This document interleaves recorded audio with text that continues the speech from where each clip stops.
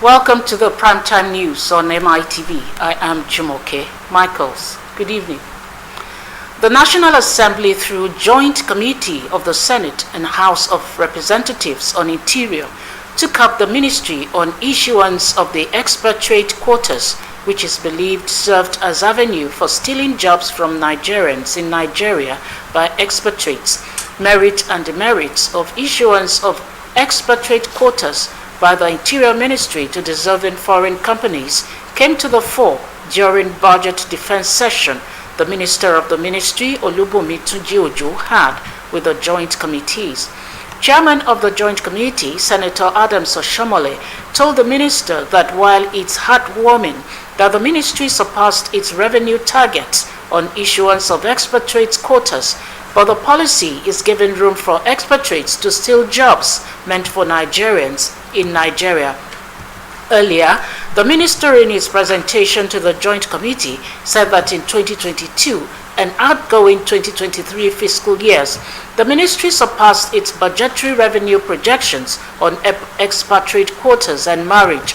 The minister assured the committee members that the ministry had already come up with projects for job protection for Nigerians. The project, according to the Minister of Expatriate Employee Network, primarily aimed to safeguard jobs meant for Nigerians for being stolen by expatriates and also prevent expatriate workers from evading tax payment in Nigeria.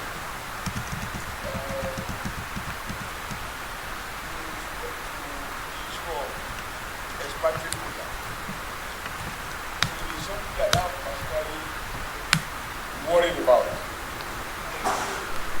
given my own background. One of the serious problems we have in Nigeria today is the growing level of unemployed youth.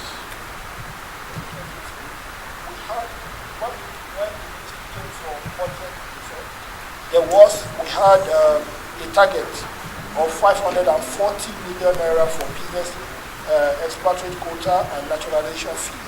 But we were able to actualize 617,371,200 naira. So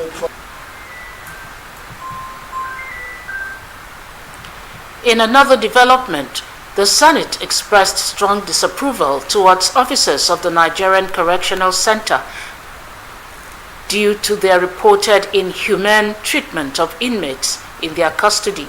This reaction stemmed from a series of inquiries directed at the officers by lawmakers during the 2024 budget hearing with the National Assembly Joint Committees on Interior held on Thursday.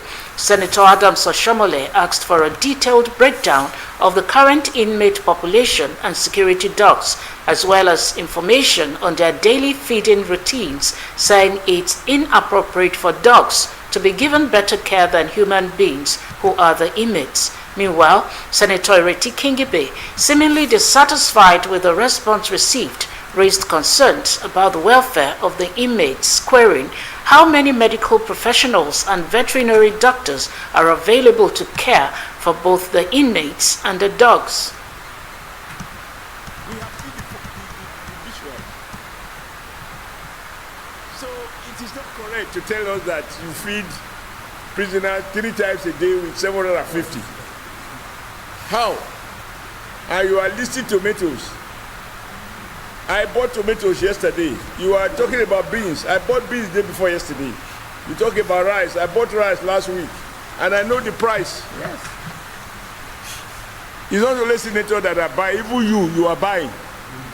Looking at you look more better fed than us. Maybe because we are overworked here. So you all know the price of this item. So how can you look us eye to eye and tell us that you feed a man, a Nigerian, awaiting trial or even convicted with 750 naira a day, 3 times? What is the bottle of water? What is the cost? This water. They are entitled not just to water, they are entitled to clean water. This water is not a luxury. We are taking it because we assume it is clean and it doesn't carry waterborne diseases. So they are entitled to clean water. Doctors, how many vet doctors do you have? Or maybe you can tell me how many regular doctors you have?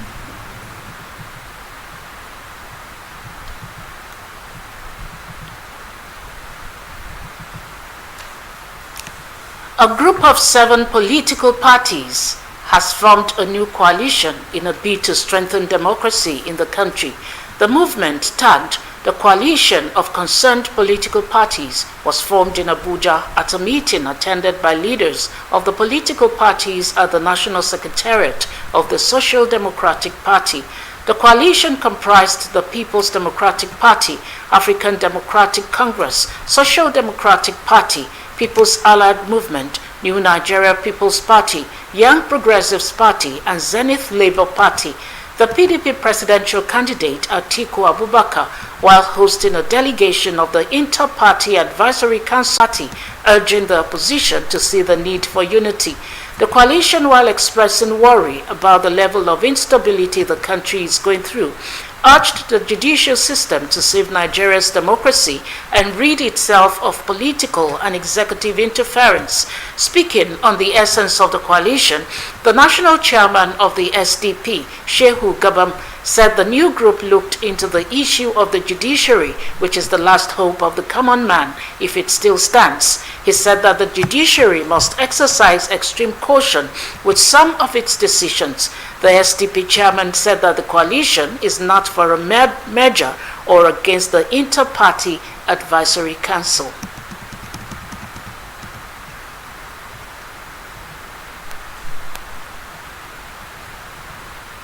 The People's Democratic Party, PDP, has dissociated itself from coalition or merger talks with other opposition parties.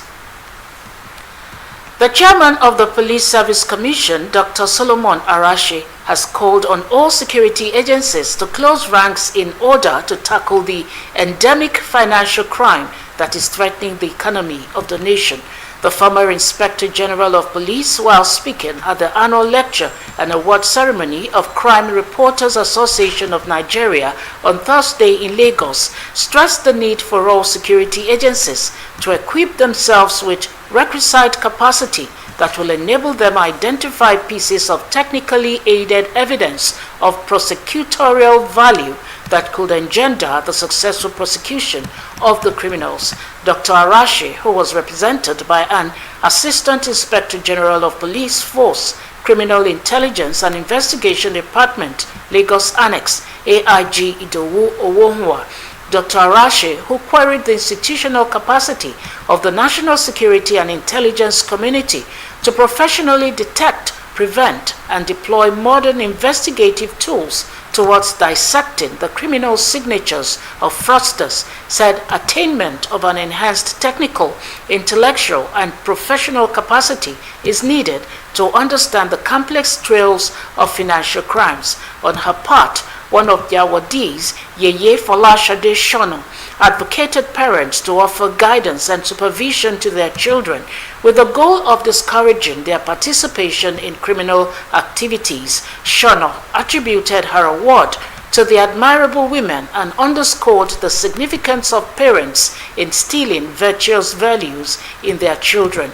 Mr. Victor, in whom Yeye Folashade Shono referred to as her king, emphasized that it's a service-oriented call, as he called on parents to make sound choices for their children, emphasizing the shared responsibility of both parents in this role. The president of the Crime Reporters Association of Nigeria, Olalekan Olabulo, underscored the importance of practical solutions from industry experts, emphasizing that tackling the issue of financial insecurities requires more than just annual lectures and awards. Security agents must, of necessity, evolve new thoughts, leverage on distinctive professional network, and acquire unique professional capabilities if the war on financial criminals is to be won on a sustainable basis. The attainment of this projection requires an enhanced technical, intellectual, and professional capacity of the police, the Economic and Financial Crimes Commission, and other security agencies in understanding the complex trails of financial criminals and appreciating the legal framework that regulates the investigation and prosecution of such cases. crime reporter has also opened our eyes, everybody's eyes, to see that it is okay for us to train our child in the way of the Lord. Because they were talking about Yahoo, but we can see that that is very rampant all over. But now, I think everybody will sit up. The parents also, we also sit up, knowing fully well that the first school a child attends is home. So parents will work hard. As a parent, I'm standing in gap of all parents that we're going to teach our child in a godly way.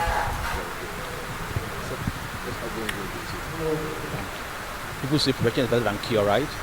So as parents, training, educating the youth, helping them to make right choices and not going to crime, I think it's better. So that will be a challenge to all women to make sure that the school, starting from home, raising their children the right way, helping them to make right choices in life, and helping them to make sure that they stay out of crime. It's a challenge that everybody needs to take up. Women, men, likewise. Financial crime is becoming a national embarrassment to Nigeria. We need to bring professionals in the security sector together to speak on this thing and proper solution. When you go outside of this country, Nigerians no longer get the kind of respect we deserve because of financial crimes that some of our people have been involved in. When you look at some of those lectures, some of those seminars that we'll be having, we need professionals to come together and suggest solutions. It's not just about organizing lectures, it is not just about organizing awards. We need professionals to come together and proper solutions to how to battle the menace of financial insecurity in the country. A coalition of Arewa indigents drawn from across the southwest region has advised the nation's judicial arm of government to redeem its image by steering clear of judicial pronouncements which seem to truncate the will of the masses. Leader of the coalition, Hajia Aishat Ismail, stated this in Ibadan during a peaceful protest where she urged the presidency to address the growing political tension in Kano State and indeed northern Nigeria, while also tackle the issue of banditry and general insecurity across the country. The group demanded immediate solutions to the prevailing economic hardship experienced by vast majority of Nigerians. They urged the judiciary to remain apolitical by ensuring that the voice of the ordinary Nigerian is amplified. Members of this forum called on the President Bola Ahmed Tinubu-led federal government to focus more on delivering dividends of democracy to the citizenry while also enacting policies and programs that would further unite the nation and enhance national cohesion in a nation grappling with harsh socio-economic realities. Grievance. We are not having any grievance with anybody. What we are all about is that we want peace in the world. We have Boko Haram, we have kidnappers, we have everything, Fulani S-man, everything. We are mothers and we are here in the southwest. We don't want it, please. We are scared because our parents are there, our children are there, everything of ours is there. Then why all this? Kano is on fire right now as I'm talking to you. Kano is on fire. Dagida, let Kano be okay. I am a born of Kano. I am from Kano and I know what Kano is. If they dare take that from Abba, Kano will never have peace again. And if Kano will not have peace, the whole Nigeria will not have peace. And if not, the whole Nigeria will not have peace, then the whole West Africa will not have peace. So please, I am pleading on behalf of as a Kano State indigene, that they should maintain the status quo. The judiciary were telling us, we are not lawyers, we are not sand, we are not anything. But from what the judiciaries are saying, they say this is what Abagida is. What is written is different from what we are hearing. Then it means it's null and void. We want justice. We want justice. We voted for the president. You understand? Though we didn't vote in Kano, but we have our people that voted for Abba. And give them what they want. Give them what they want. We don't want revolution. Like she said, If there is no peace in Kano State, there is no peace in the entire northern region. And the Kano State is the funding of Hausa people. Everywhere you go in this world, if you are from Kano State, it's like you are from Nigeria. You understand me? So that's what I'm doing. Please, Mr. President. Hold on. Àbúrò ló jẹ́ sí àwọn méjèèjì. The whole states of Kano have already voted. Unless the votes split, we've already been told that our right is to vote. And all the votes will be counted and will be used judiciously. But it's so somehow disappointing. What should I say? It's so embarrassing that even our people from diaspora are having issues with the so-called Nigeria. The ailing elder statesman and former General Secretary of the Nigeria Union of Petroleum and Natural Gas Workers, NUPENG, Chief Frank Kokori, is dead. He died after a protracted illness.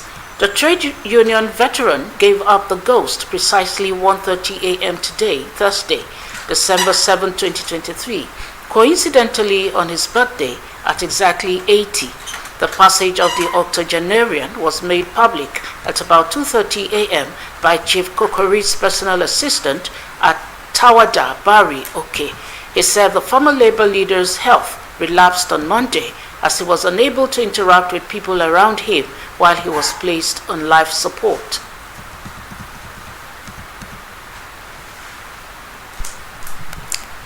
You're still watching the primetime news on MITV. We'll take a break to bring you stories from the foreign scene.